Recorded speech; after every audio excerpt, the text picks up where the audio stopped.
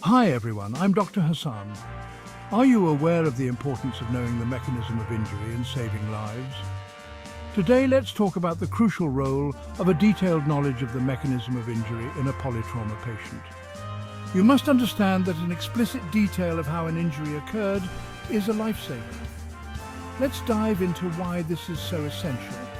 You must remember that in a case of trauma, our priority is to stabilize the patient and also not to miss any injuries.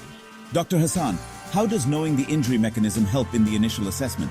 Knowing the mechanism of injury, that is, how the injury occurred, guides immediate and long-term treatment.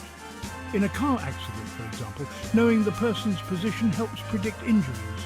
Were they wearing a seatbelt? What was the speed of impact? All of these details guide our diagnosis. And remember that it's not just about car accidents. Falls, sports injuries and assaults all have distinct injury patterns. Dr. Hassan, can you give an example of how a fall might affect the body differently? That's a very good question. A fall from height can cause pelvic fractures and spinal injuries. And what was the height from where the patient fell? Why is this critical? Actually, it tells us about the magnitude of the energy transmitted to the body and the injury itself. And it helps prioritize imaging, CT, X-ray or MRI. It influences surgical decisions and complication management.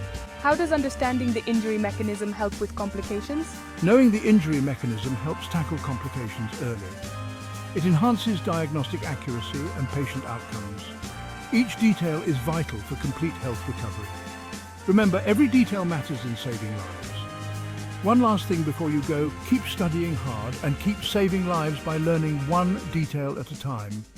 Stay informed, stay prepared, and always prioritize understanding the injury mechanism.